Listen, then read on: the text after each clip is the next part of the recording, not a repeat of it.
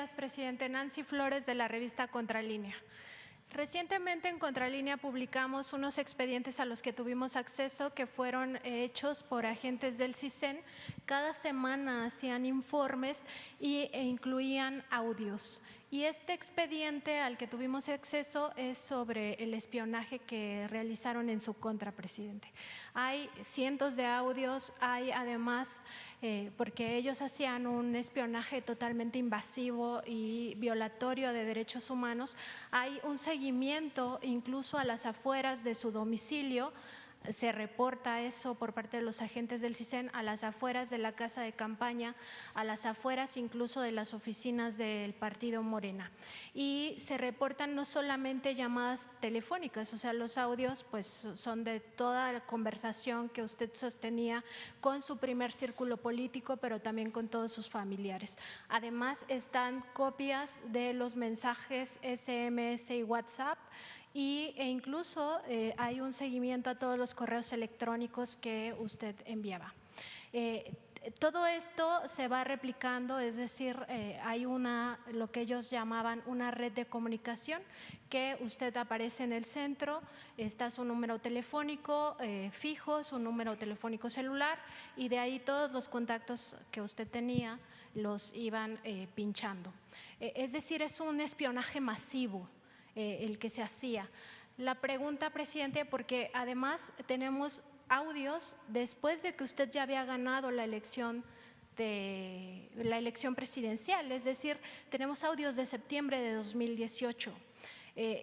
No concluyeron estas labores de espionaje cuando usted ya era presidente electo, sino que siguieron. La pregunta, presidente, es si usted tuvo acceso a esos expedientes una vez que asumió la presidencia de la República, si algún agente del CISEN se acercó a usted para comentarle pues todo este espionaje masivo que hubo, que es impresionante, o sea, hasta las llamadas más triviales se reportan en estos informes semanales, pero por supuesto también las que tenían un contenido político. Y además hay un seguimiento puntual a todo su círculo político. Tenemos llamadas de Jade Kolpolemsky, que en ese momento era presidenta del partido Morena. Tenemos audios, todos estos grabados ilegalmente, por supuesto. Tenemos audios de su familia, sus hijos, etcétera, etcétera. Entonces, si algún agente del CISEN se acercó a usted para exponerle todo esto, si usted tuvo acceso a estos expedientes, a estos audios, o si por el contrario los desaparecieron una vez que ya iban a entregar el gobierno de México a usted. Bueno, pues yo no conocí de estos expedientes. El único expediente que me interesaba era el que tenían en el CISEN sobre mi tiempo de opositor inicial, y me lo entregaron del archivo de la Nación. Ese expediente sí lo tengo, que de ahí viene la carta esta de Nazar Haro, varios informes de Nazar Haro, pero desde el tiempo que estuve en Nacajuca, más de 40 años tiene eso. Reciente no me entregaron nada y tampoco quise saber, esa es la verdad. Imagino pues de que nos siguieron siempre, nos espiaron siempre, en la casa,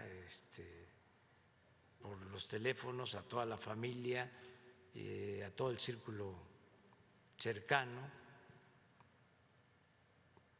Pues es una práctica de gobiernos autoritarios. Nosotros padecimos eso. Por eso desapareció el CISEN. Fue de las primeras cosas que planteé, y que no íbamos a espiar a nadie. Y al principio pues no se entienden el porqué de estas medidas, pero pues ahora ya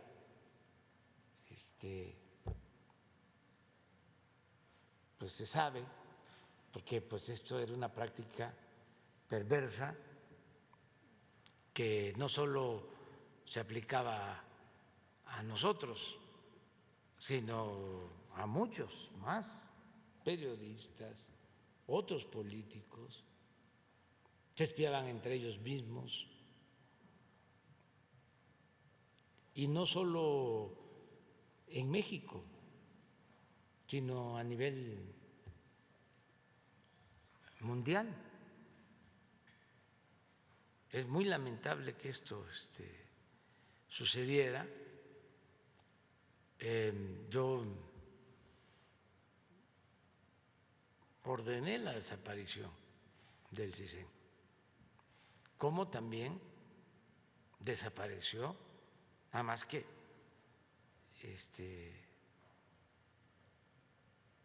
como que pasó de noche, pero para los jóvenes que sepan que se desapareció el Estado Mayor Presidencial después de décadas, no solo porque era un aparato costosísimo, de miles de millones de pesos.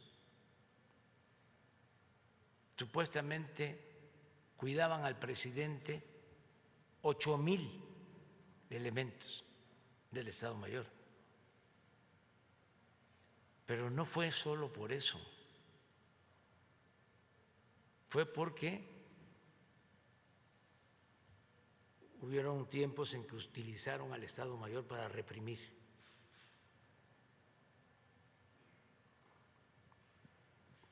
Al pueblo. El Estado Mayor participó en la represión estudiantil del 68 y en otros casos muy lamentables. Entonces, por convicción, cuando llegamos a la presidencia, desaparece el Estado Mayor. O sea, fue porque costaba mucho mantener ese aparato faraónico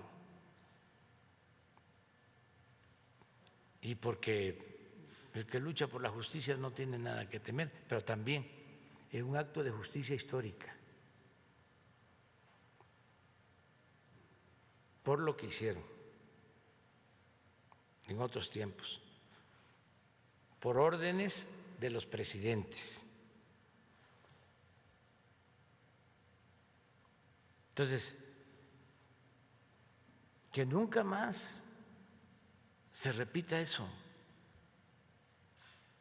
nunca más la represión, nunca más la tortura, nunca más masacres, nunca más ordenar quitarle la vida a nadie, nunca más el mátalos en caliente, nunca más la guerra, defender los derechos humanos, proteger a todos, no querer resolver los problemas con el uso de la fuerza, con medidas coercitivas. No se puede, siempre lo he dicho, enfrentar la violencia con la violencia. El mal hay que enfrentarlo haciendo el bien. Y es posible vivir con tranquilidad, en paz, sin el uso de la fuerza. Por eso es un cambio lo que se está llevando a la práctica. No es fácil. Algunos quisieran, porque son muy autoritarios, hay quienes todavía piensan que lo que hace falta es mano dura, que lo que hace falta es seguir torturando y actuar sin piedad.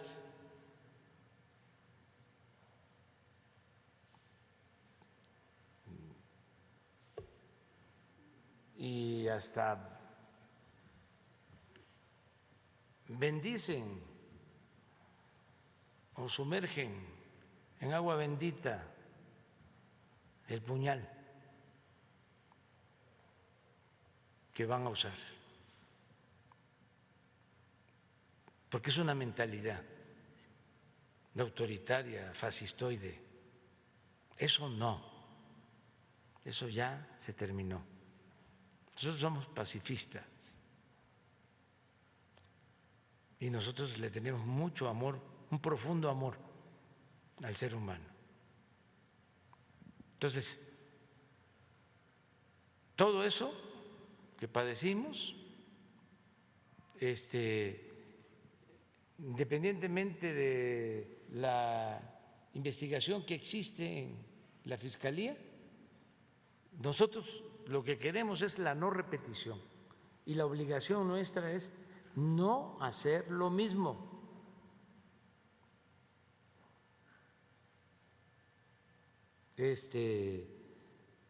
Nada de estar comprando equipos para estar espiando, para estar escuchando a opositores, nada de utilizar el gobierno para encarcelar, para reprimir a adversarios, a opositores. Yo doy pues gracias al Creador,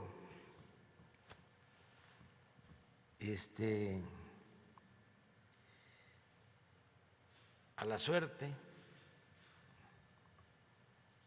porque durante el gobierno de Calderón me dieron por muerto, políticamente hablando. Y como era tan fuerte la campaña que habían desatado en contra mía después del fraude del 2006, después de que nos roban la presidencia, que se lanzan con todo, con la guerra sucia, y todavía queda internalizado el mensaje de que yo era un peligro para México, y padecí de un linchamiento público muy fuerte. Iba yo al aeropuerto y tenía yo que sentarme en una esquina a leer un libro porque sentía las miradas en contra, porque habían creado ese ambiente en contra mía y aguanté, fue muy fuerte. Me acuerdo que un día iba yo en un viaje a Mérida y un agente pues de estos conservadores me dijo: oiga, ¿y por qué viene en avión? ¿Por qué no se vino en autobús? Si usted es defensor de los pobres, ¿cómo va a viajar en avión? No dije nada, pero esto lo padecí mucho. Me acordé después de algo que me platicó Silvio Rodríguez, que fueron a dar un concierto, una plática a España.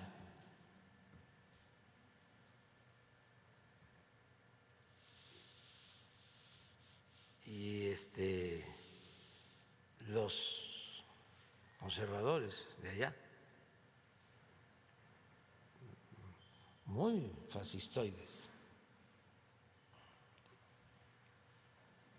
¿cómo se llama el otro cantautor que falleció? Que era argentino.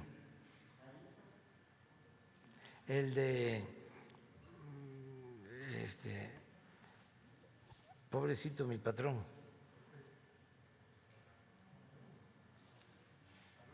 No, Facundo Cabral. Estaban los dos. Y entonces se paró uno en la conferencia y le dijo: oigan, ¿y ustedes cómo llegaron acá? También en ese mismo sentido, ¿no? Y Facundo les contestó: pues veníamos a caballo, pero se nos ahogaron los caballos en el Atlántico. Pero bueno,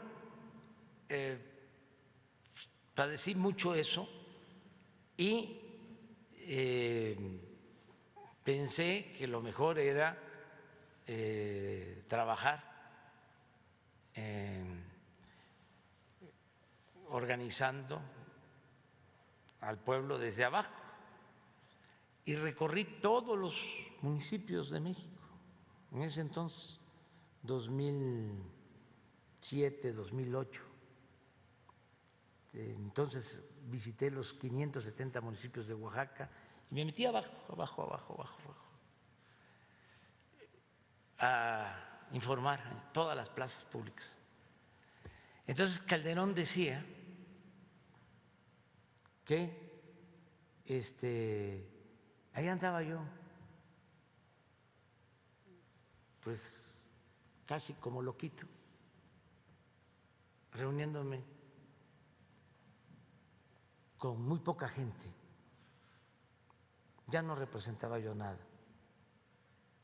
Entonces eso pienso que me ayudó, porque los informes que recibía iban en ese sentido, de que pues sí, en efecto, me he reunido con 10, con 20, con 30, con 40 personas abajo. Sí recuerdo que en una de esas reuniones en Nayarit, en un municipio, fui de los primeros que planteé de que se tenía que terminar la guerra que se había desatado en ese entonces. Tengo la constancia que no era el camino. Estaba en su apogeo la represión, la guerra. Era cuando este señor García Luna dominaba por completo. Entonces, como yo estaba abajo, pues me dieron por muerto, políticamente hablando,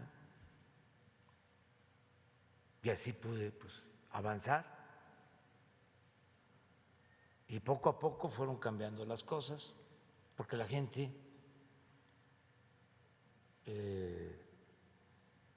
fue también cambiando de mentalidad,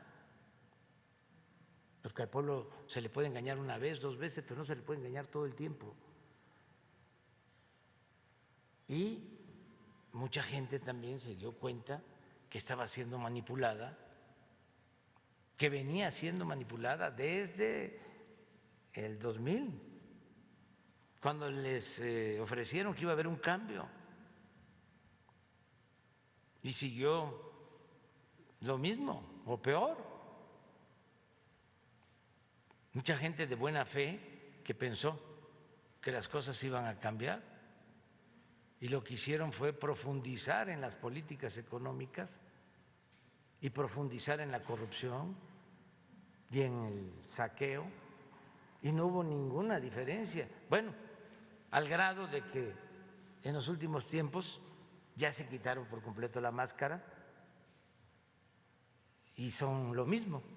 Demostraron que son lo mismo, porque Salinas terminó de unirlos desde el fraude del 88. Se unieron, nada más que desde entonces hasta ahora simulaban que eran distintos. Nosotros decíamos, no son lo mismo, son iguales.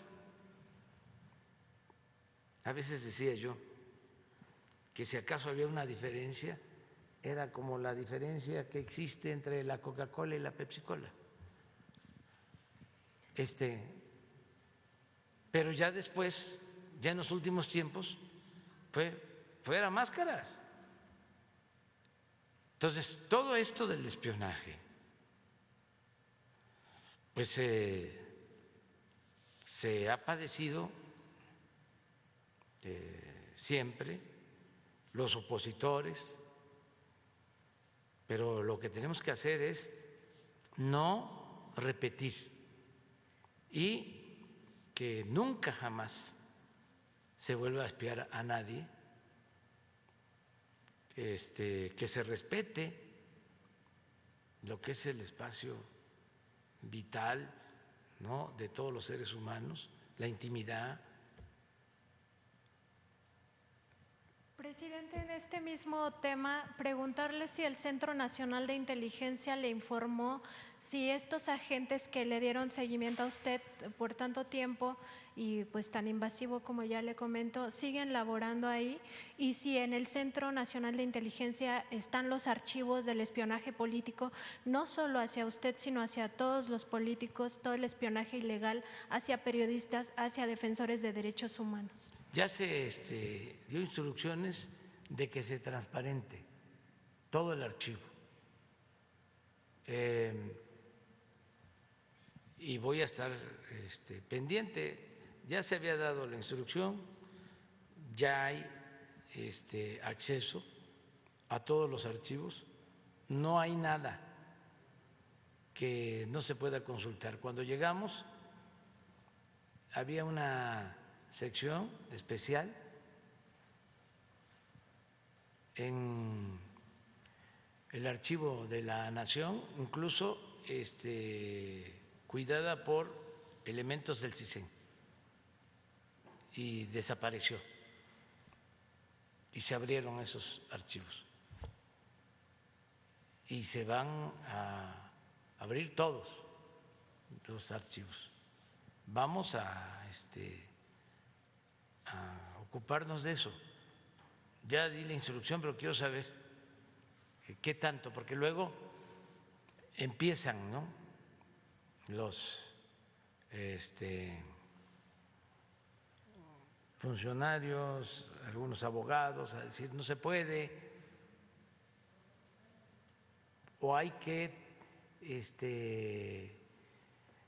reservar ciertas cosas, o los expedientes hay que testarlos, hay que borrar nombres. Yo no soy partidario de eso. Yo pienso que archivo político, que tiene que ver con oposición, con persecución, con actos de violación de derechos humanos por parte del Estado, deben de transparentarse por completo.